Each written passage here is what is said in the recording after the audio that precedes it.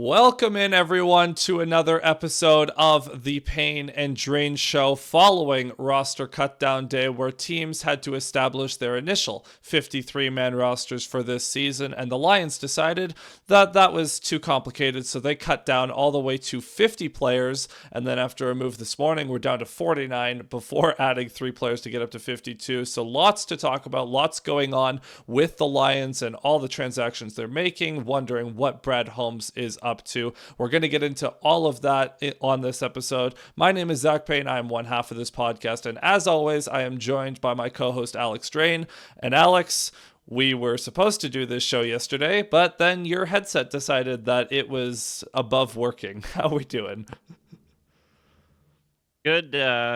Gave us an opportunity to upgrade the setup a little bit, so hopefully this will be a bit improved from a sound quality standpoint. That headset was at the end, but the unfortunate development of yesterday with the headset gave us a little bit of time, and now a lot more news has happened.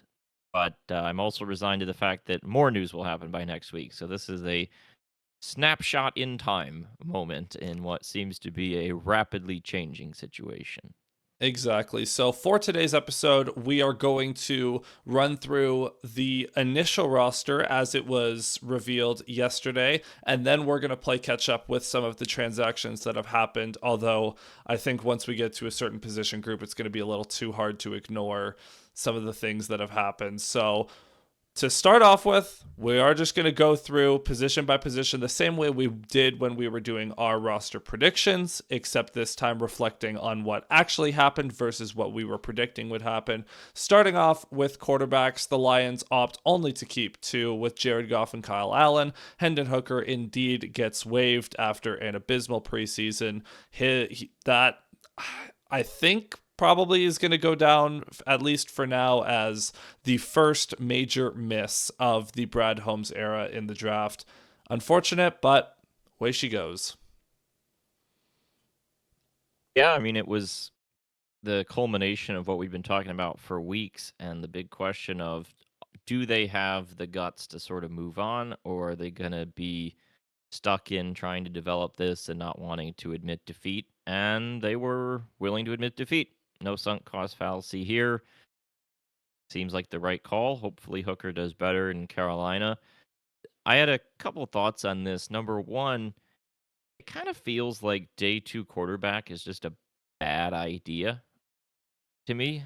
I was looking at this the other day.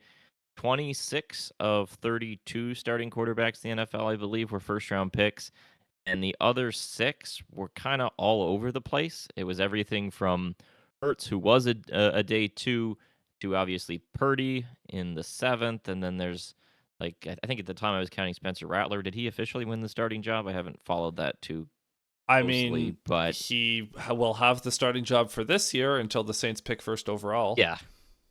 I mean, that's like a a label, and he was like a 4th, and then a couple others were guys picked a long time ago, like Dak and Russ. That's over close to 10 years, if not longer, in Russ's case. And Geno was the other one. I mean, there isn't a lot of recent success for day 2 guys turning into starters in the NFL, and you kind of get the logic in terms of quarterbacks get overdrafted so much. So if you're still there and day 2, then kind of feels like there are maybe some fatal flaws, and then you get the later rounds. Those are just stab in the dark. I never have any issue with a 6th or 7th round quarterback like a Purdy sort of thing, but kind of feels like day 2 might just be a bit of a folly in terms of those quarterbacks. And then the second thing is, this kind of furthers the discussion of some of the Tennessee guys struggling, and that's something I'm going to be following in the future with Josh Heupel's offense there. You've had Cedric Tillman and Jalen Hyatt, and some of these receivers and quarterbacks now have really struggled. There's a lot of discussion of why that is, but most people seem to think it's about the offensive design, how they spread out the receivers, makes it very user-friendly on the quarterback, doesn't force him to read a lot, doesn't force the receivers to have to do a lot to get open.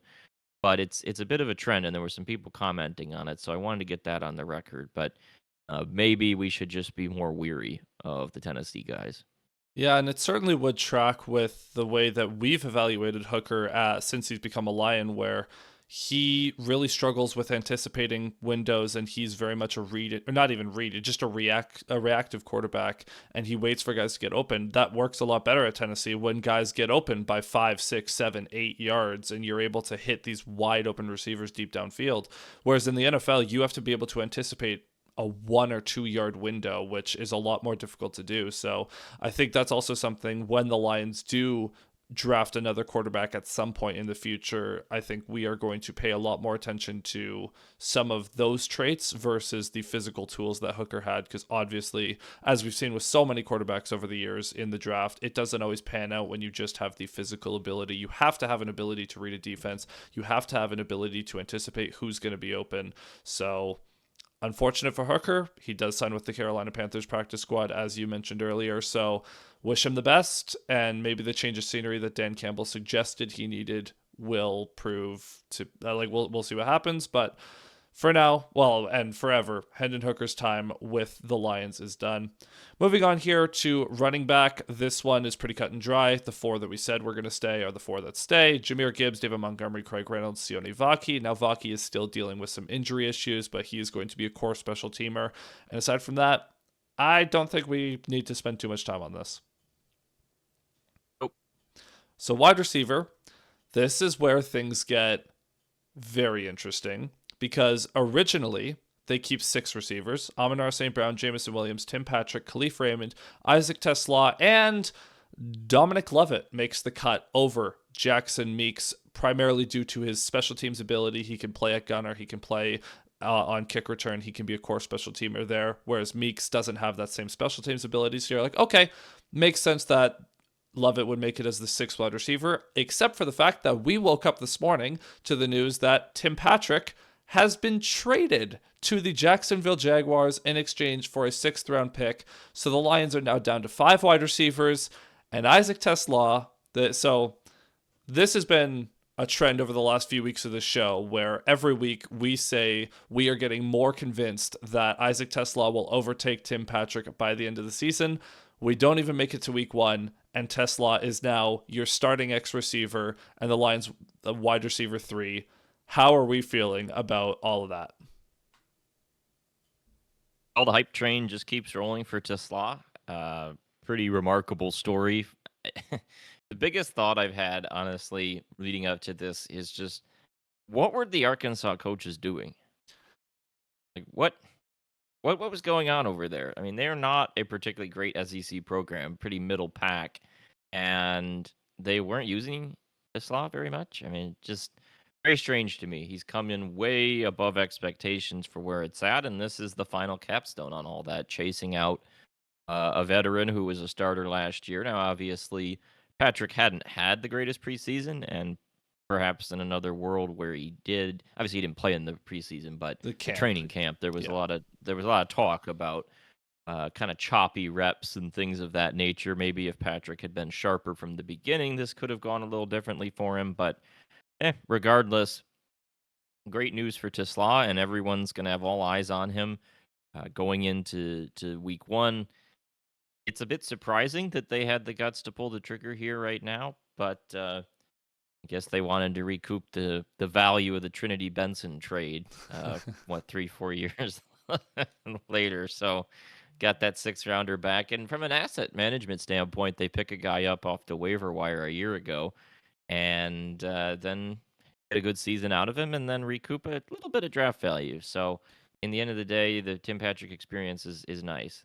Yeah, I do. Even if TeSlaa was going to be the starter, I do question it a little bit, in the sense that now that Jackson Meeks is on the practice squad, is Meeks your backup X receiver at this point, potentially? But I think Jeremy Reisman was the one. He postulated on Twitter that perhaps the Lions went to Patrick and said, hey, we're thinking TeSlaa is going to be the starter here. Do you want to stay, or do you want to be traded to a place where you might have more opportunity?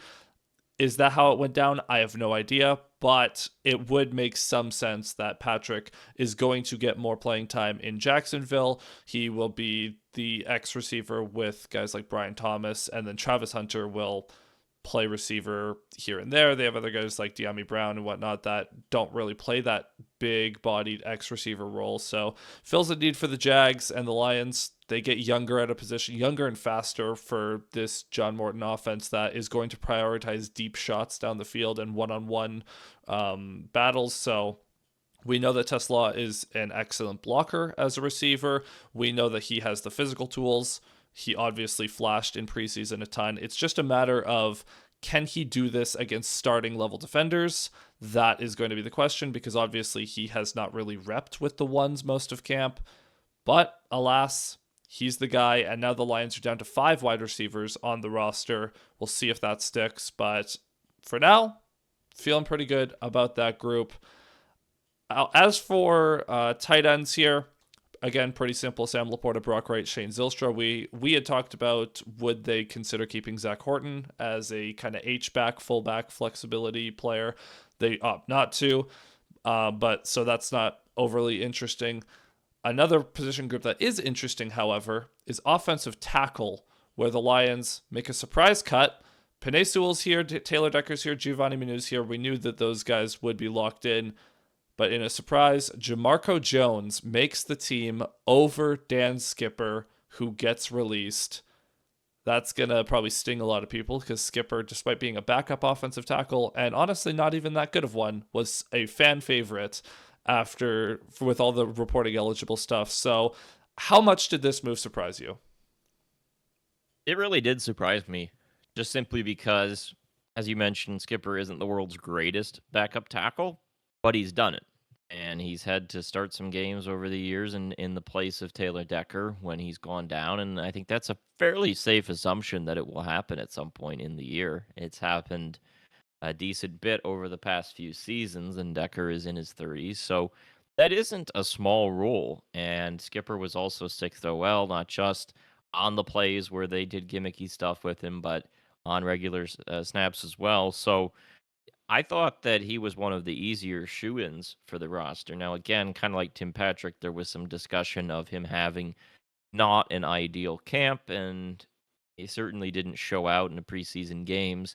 I know they like Jamarco Jones, but that's something I've got my eye on a little bit. Just going to see how much they trust Jamarco Jones. What does the rotation really look like there? Do they consider trying to waiver wire hunt for an offensive tackle potentially? It's not the greatest pickings, generally speaking. OL depth is already so slim around the league that you're probably not going to get much. But that was really, honestly, the biggest surprise. Outside of just the general principle that, they cut everybody. That was kind of on the bubble discussion. Like that is surprising in and of itself. But Skipper was the big first one that was kind of like, wow, this is interesting. At the end of the day, I don't really think it's probably the biggest loss, but it definitely signaled a little bit of willingness to ruffle some feathers here, and I found that pretty interesting. The other thing is, it could be a sign of confidence in Minu's development. Perhaps Giovanni Minu will get some work as the 6th offensive lineman in some of these jumbo sets. It also could mean it is a new offensive coordinator. Maybe the Lions won't rely on those jumbo sets as much as they have in the past. That's the other thing, is we know that Johnny Morton wants to spread the field a little bit more. He wants to throw the ball probably a little bit more. So we're going to have to see. But yeah, fascinating decision there. On the interior, these 5 were fairly easy to predict for us. Graham Glasgow, Christian Mahogany, Tate Ratledge, Keoti Awashika will be here for the time being until Miles Frazier gets back, and Kingsley Iguakan will be the backup center. They also brought back Colin on the practice squad to be the 3rd center. So the Lions have center depth established now on the roster, which means I think the Tate Ratledge center experiment might just be over. Perhaps they revisit it in the future, but I wouldn't be shocked if come next year's draft they just draft a center and allow Ratledge to stay as the right guard. Yeah, and it's my main thought on this is, we were talking previously about, would the Lions keep Jamarco Jones versus Kingsley Iguakan? Like, that was the discussion last week when we were doing the 53 projection. Would they go heavy at tackle and lighter on the interior, assuming that Skipper was a guarantee on the line? And instead, Iguakan makes the roster and Skipper doesn't, and they keep Jamarco Jones over him. So it really was kind of bit of a change here on the OL picture, but with these 9 in total, I wouldn't feel great if a tackle goes down regardless, but this seems like a pretty reasonable 9, and Awashika's played some before, and once you get Frazier back, I think your interior looks pretty solid to me, so it's just tackle depth is a little worrying, but there's few teams in the NFL, as we saw last year, remember the Rams game and the Buccaneers game start the season, no one really has a lot of tackle depth, so that's just kind of a shared situation. So now flipping over to the defense, this is where things got weird yesterday because we had been talking all camp about which edge rushers were going to make the roster and who, like, would the Lions still have to go out and find someone else. First of all, Josh Pascal goes on the reserve NFI list, so he's going to be out a few weeks. So there goes one of your top 3 edges, at least for the time being. Then we had a weird situation with Ahmad Hassanin, who gets waived with an injury settlement, which is very odd because in most cases, this player would be placed on injured reserve and then be activated later in the season. I wonder if the Lions really got spooked out of how much they had to use IR last season, causing them to be a little bit more cautious. It's very possible they have a handshake agreement with Hassanin to where after however long the time period is with this injury settlement passes, they re-sign him back to the team. Regardless, he is, for the time being, gone. And instead, the Lions decide, we're just going to cut everyone. And they were left with Aiden Hutchinson, Marcus Davenport, Al-Qadim Muhammad, and that is it. Now, thankfully, at the time of recording this, we waited long enough that they signed, I believe his name is Tyrus Wheat, the defensive end. And they also added a defensive tackle that we'll talk about in a minute. So the Lions are sitting now with 4 defensive ends, and all eyes have now shifted to what is going on with Zadarius Smith once again. How do we feel about what Brad Holmes is doing here? You got to get Zadarius at this point. Like that, I just don't see another way around it.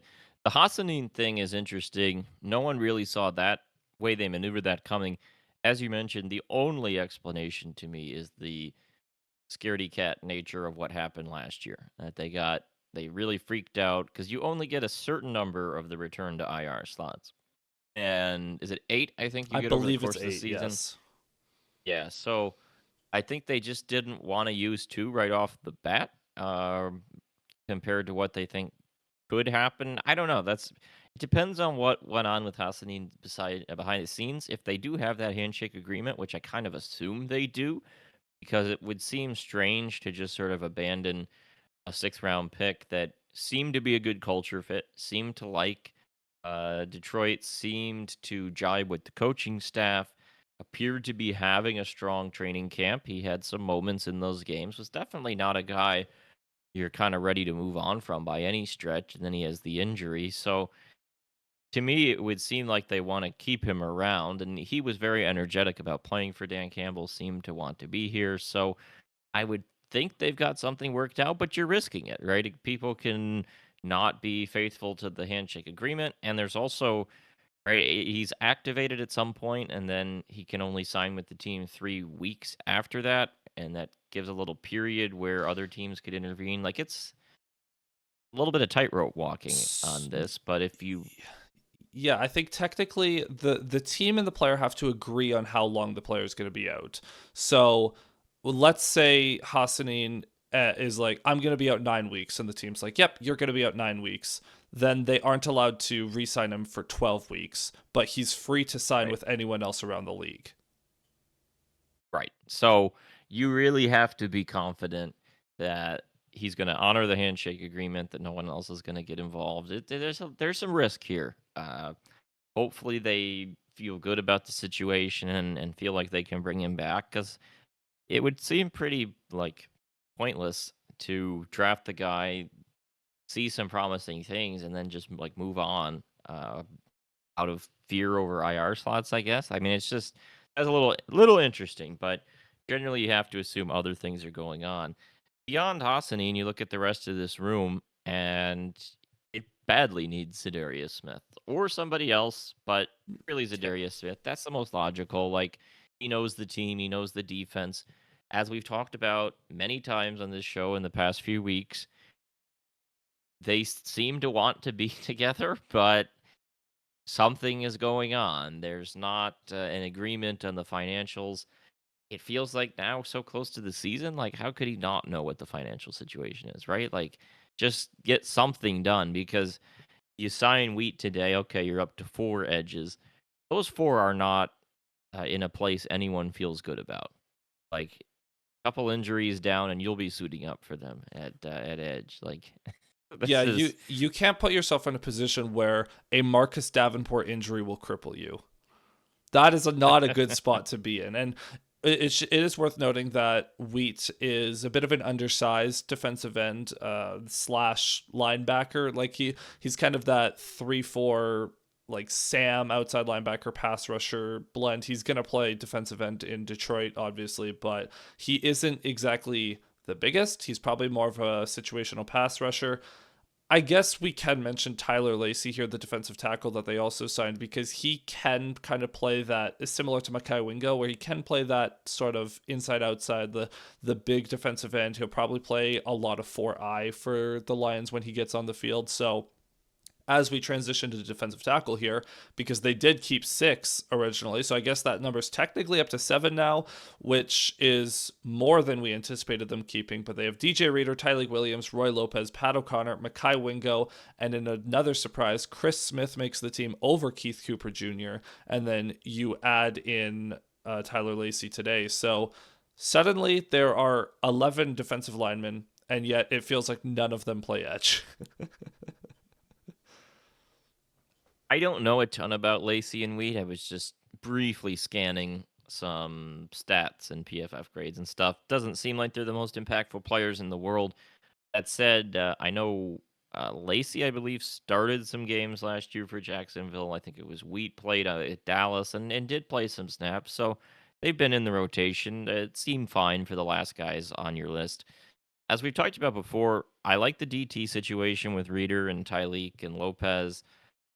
Wingo now back, O'Connor, especially if you can get Aleem McNeil back at some point in the season.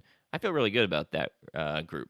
It's the edge situation outside of Hutchinson that just needs a lot of help.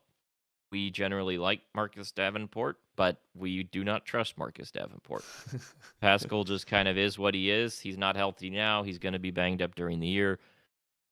Muhammad had some moments last year, fine as a 4th, 5th edge on a depth chart, but right now he's 3rd with Pascal out, and we're one inevitable injury to Marcus Davenport away from him starting. And that's just where you badly need the Zadarius Smith injection into this roster, because it's a pretty sizable hole, by far the biggest on the team, and get it done. That's all I really have to say about it. I'm tired of talking about this. We we needed we need a resolution to the story. Yeah, it is worth noting that Jeremy Fowler reported yesterday that multiple teams have been in contact with Zadarius Smith. So if he wants money that badly, someone's going to give it to him. If he wants to be in Detroit, then sign on the dotted line. I don't know what has been holding Zadarius up from making a decision one way or another. I get that maybe he didn't want to go through a full camp. Like perhaps that's a thing with a aging veteran. We saw there was the reports that Tim Patrick was really struggling with the physicality at Lions camp because it's a very intense team and coaching staff, obviously. But yeah, one way or another, we need a resolution. I imagine we'll get one by the time we record our season preview next week. But moving on to linebackers, these ones were also fairly easy to project. The 6 that they keep: Alex Anzalone, Jack Campbell, Derek Barnes, Grant Stewart, Zach Cunningham, and Trevor Nowaski. Everything that we talked about last week kind of came true, so I don't think we need to spend any time on this. Yep, these are the 6 guys we talked about before. Feels like probably the deepest position on the team. Really, really good group of guys here. Yeah, fantastic. And then in the secondary, things once again got a little weird because at corner, in a vacuum, is fine. Terrion Arnold, DJ Reed, Amik Robertson, Khalil Dorsey, and Avonte Maddox is listed as a corner on the official roster. Then safety will kind of loop in here. Brian Branch, Kirby Joseph, and Rock Ya-Sin, and that's it. They cut both. They cut or waived Ian Kennelly. Sorry. And when that happened, I was like, oh, Lawrence Strickland made the team. Good for him. And then they waived Lawrence Strickland too, and I was like, oh, okay. So they're just not keeping anyone at this point. Is worth noting, obviously, Avonte Maddox and Rock Ya-Sin will both play corner and safety interchangeably, so a little bit of added flexibility there. Is also worth noting, the Lions did sign safety Daniel Thomas today, who is more of a special teams ace, but given how special teams looked in the preseason, I do not blame the Lions for maybe hedging a little bit and prioritizing special teams with some of these roster moves. So the Lions are up to 4 safeties now, 5 corners, 9 DBs. How do we feel? Like, what's our confidence level in this group? Starters, I have a good feeling about. I think Arnold will have a bit of a breakout season in some ways. Reed looks solid. Robertson's fine. You have the dynamite safety tandem, so your starters are good. And those next guys up, we talked about Maddox and Rock Ya-Sin as really good depth players to have. I'm a little worried about.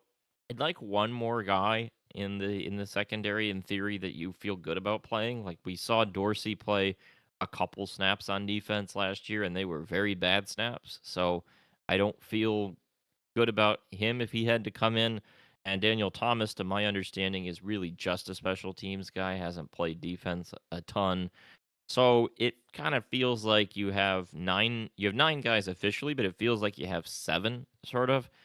And I kind of would wish you had one more guy that could be put out there. And it was interesting to me that they cut Strickland because he was one of the few bright spots in what was another miserable preseason game against Houston. Really, really bad to watch. But Strickland had a couple sticks, including that one that got teams fired up a little bit. He was one of the few players on defense I kind of liked. Seemed like he had put himself in position to win a job on the roster, and I would probably, I don't know, it's tough to say you feel a lot better about him because who knows? These aren't more established guys, but just kind of wish there was one more player that wasn't like a special teams specialist. But I do understand the need to add they needed to add a body, period. When they came out yesterday with 8 DBs on the roster, you knew someone was going to get signed, and I know they're prioritizing special teams to have some gunners. But just kind of wish there was one more guy that you could feel reasonable about putting on the field. But you can't be perfect everywhere, I guess. Yeah, I imagine one of Kennelly or Strickland, or possibly both, will end up back on the practice squad. Maybe a guy like Eric Hallett will also make it there. Like we don't know who's going to be on the practice squad at this point. At the time of recording this, we know that Jackson Meeks is on the practice squad. We also found out that running back Jacob Sailors is also going to be signed to the practice squad. I don't know if there's been any other guys that have been signed to the practice squad at this point. However, obviously that's going to come out over the next few days by the time we record next week.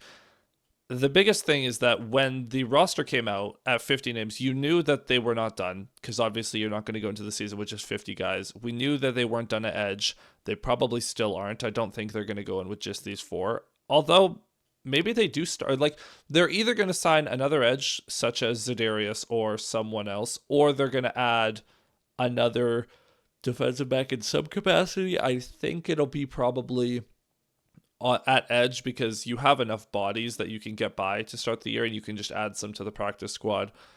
But yeah, now it's all eyes on the edge situation.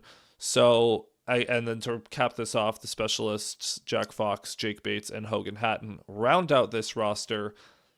And that is the entire Detroit Lions roster heading into the season.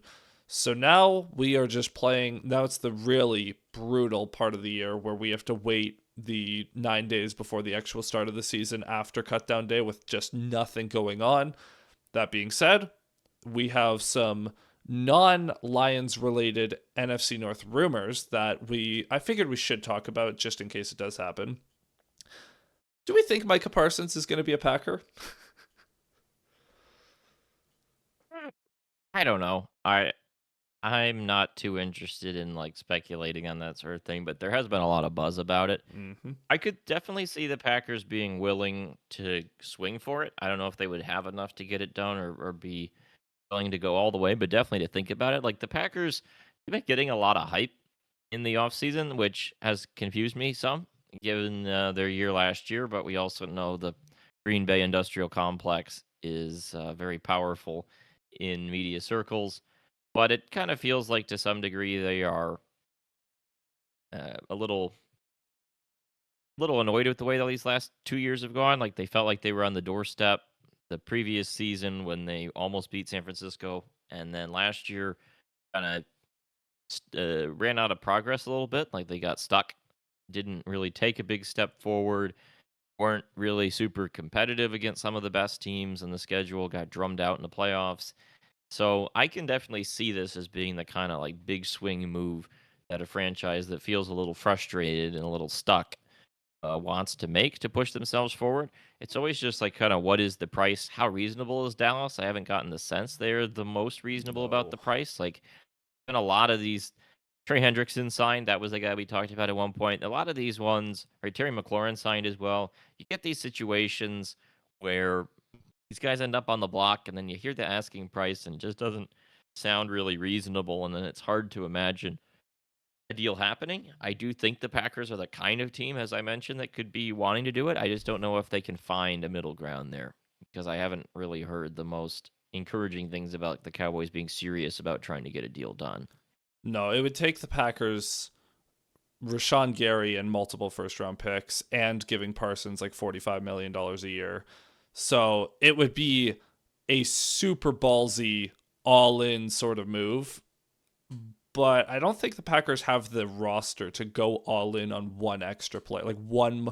And Rashawn Gary is already a super good edge rusher in his own right. So Yeah, I mean, if you gave up Gary, how much better is that making you? Like, I know Parsons is a great player, but I think Gary's really good too. Like, he's a really good pass rusher. I've always been impressed with him. It probably makes you some amount better, but is that some amount better worth multiple firsts? unless it's you get to keep Gary and then you have Gary and Parsons, then that is like Well, yeah. like then you're actually like fixing your pass rush. You're probably not going to have many problems throughout the year. Rashawn Gary might get 45 sacks just being the number 2 to Parsons who gets all the attention. But at the same time, that doesn't seem feasible either because this is the same conversation we've been having with the Lions and Aiden Hutchinson. You can't have 2 top 10 edge rushers because then you have to pay 2 top 10 edge rushers at some point. You're not going to be able to keep that for more than a year or two. And the way the Packers are built, they just are so not equipped for their own division, it feels like. Like in a weird way. Like they have such a like they're a very talented, skill-based team. I don't know if they have the beef up the middle to handle the Vikings and the Bears and the Lions, like in the trenches where it counts. The Packers were a blocked field goal away from going 0-6 in the division last year. And for as much as the Bears hype is also a little overblown, it's hard to see the Bears getting significantly worse. So the Packers could I don't see a world where the Packers are seriously like winning all these division, like I don't see the Packers going above 500 in the division. I haven't officially looked at every roster and broken down how I think it will go, but certainly last year they didn't. I mean, they played the Lions. Like that game at Ford Field was really close, and they had an opportunity to win that one. When the Lions Some of had their no other defense games, though. that is correct. The Lions were that was because that game was like right when it was all starting to kind of unravel, where they were just grabbing guys off the street. So there were opportunities for them, but at the same time, that game against the Vikings late in the season, what is that week 17, their second to last game. The problem really was they had those turnover issues, right? That was the first game with the Vikings too. They turned it over a ton, and they were trying to dig out of these holes. The Lions game in Lambeau, there was the hilarious pick six with Kirby Joseph that really swung the game right before halftime. They were competitive enough. They just needed to limit the mistakes. But I don't know. I can see a world where the Packers are quite good this year, but I don't think it should be assumed the way some people are assuming it. They've been we're in this weird spot where the Lions, people are down on the Lions. It's a easy, kind of sexy regression pick with new coordinators and Bragg now retired and on and on. And so then you got to find someone to fill that hole. And I think analysts aren't that excited about the Vikings, at least not yet with a rookie Yeah, quarterback. to be They're determined not with sure if, JJ. right. They're not sure if Caleb Williams and the Bears can make that jump. And so the Packers is a team that's been in the playoffs a couple times last 2 years.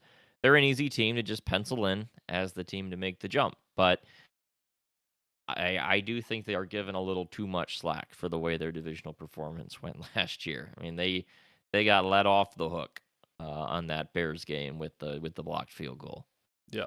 It would take Jordan Love leveling up in a pretty major way. And part of that would also be Matthew Golden being a phenomenal rookie, where considering the entire Packers receiving core outside of Golden is hurt at the moment. And I know that Jaden Reed is going to be questionable for week one. Christian Watson will not be there week one.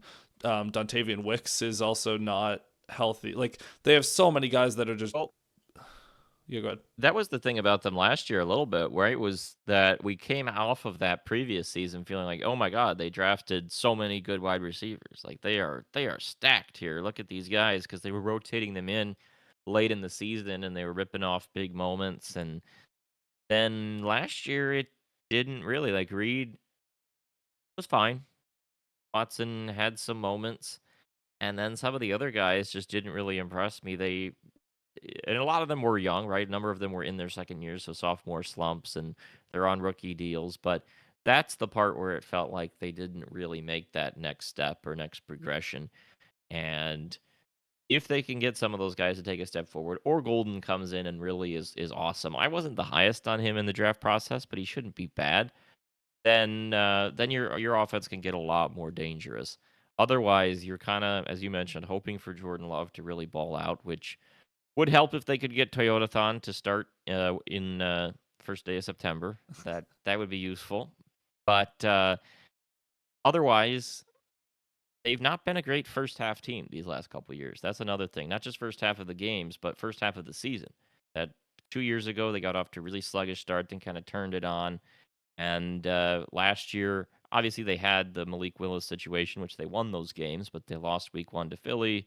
Then they threw that game away against Minnesota. They just haven't been great out of the gate. And that's kind of pertinent for the Lions in week one, too. And considering that this is going to be 3 straight years where the Lions game in Lambeau is coming in the first half of the season, not going to complain.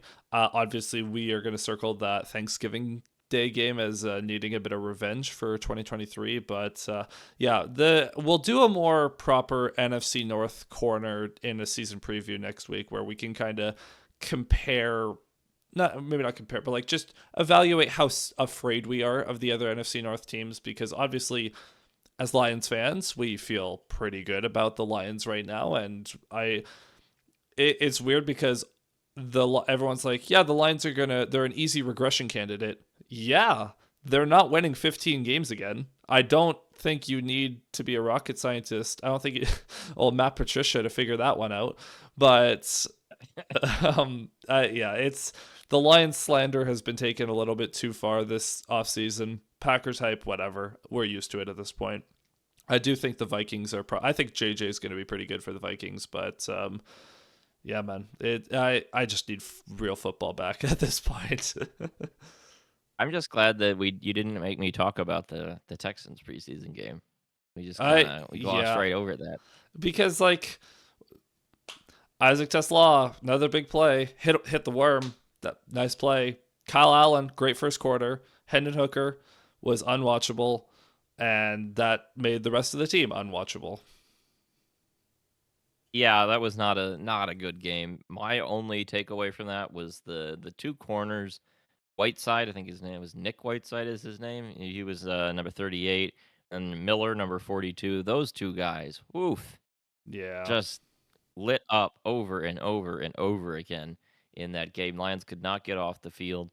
And then even when they had the ball, they didn't let Hooker throw it much. I mean, they had that one drive right after the Texans scored. They ran it on first down, ran it on second down, ran it on third down. Then at 4th and 1, we're going to go for it. False started and then punted. And he's just kind of sitting there like, what's the point of this? Like we're here to watch Hendon Hooker, and I think the best play, it seemed like they'd already given up at that point, yeah, which was probably the most telling part. the best throw I think I saw Hooker make this entire preseason was in that game where a a Texas edge rusher came screaming off the edge. The tackle has to hold as a result.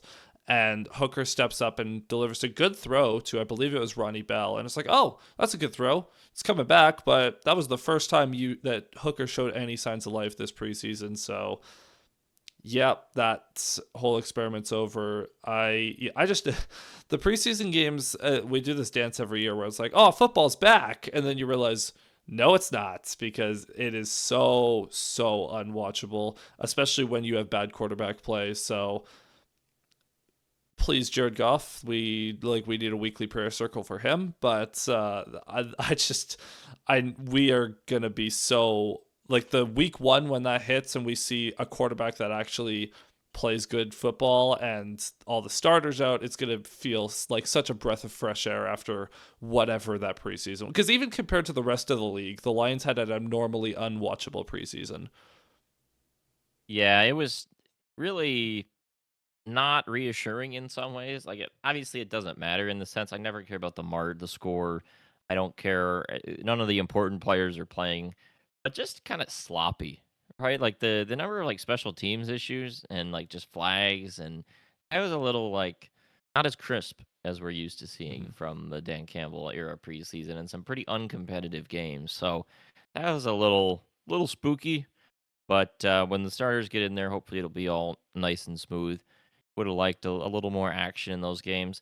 The nice thing about this one, though, was not as many flags. So there was that little bit where it bogged down, but for the most part, they kept it at a good pace. And here we are. We're just about 1 week to the start of the season, although that's not a game I particularly am interested in. And then the next night with Chargers Chiefs in Brazil, that's a little more interesting. So we're almost there.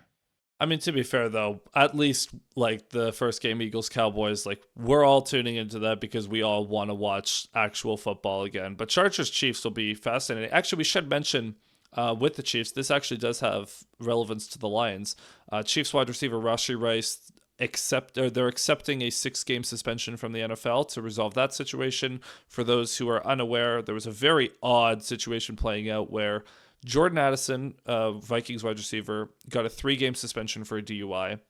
Rashee Rice, very similar case, just more severe. His hearing was pushed to September 30th because that's when the judge or arbitrator was available to do a hearing.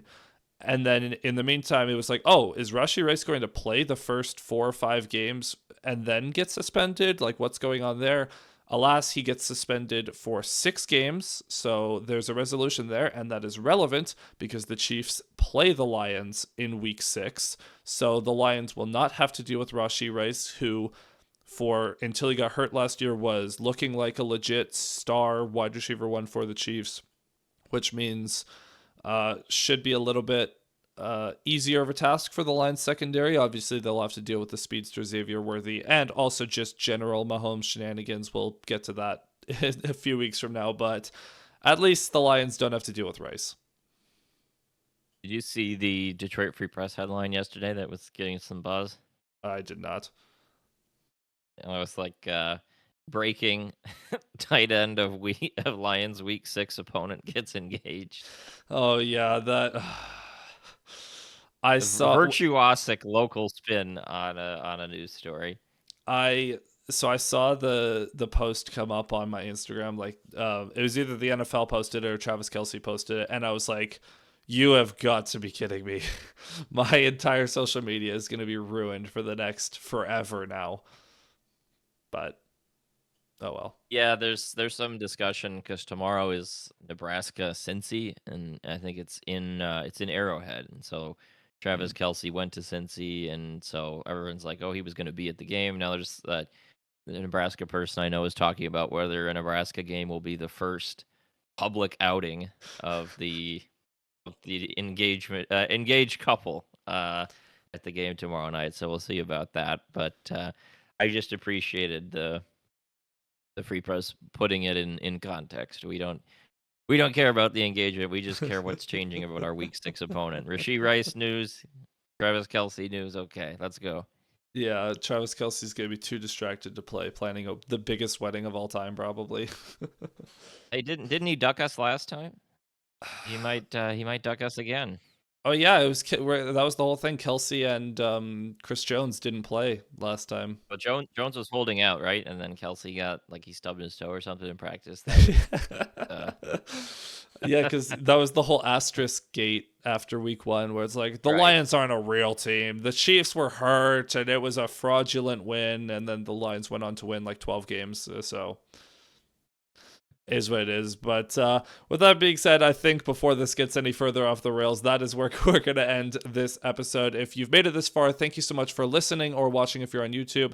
If you're listening on a podcasting platform, make sure to follow the show and leave us a review. If you're on YouTube, make sure to hit like and subscribe. You can find the show on Twitter. You can find me at ZachPayne41, Alex at Alex_Drain, and the show at Payne and Drain. And we'll see you guys next week for a more thorough season preview. So be on the lookout for that. And until then, we'll see you guys next time. Cheers.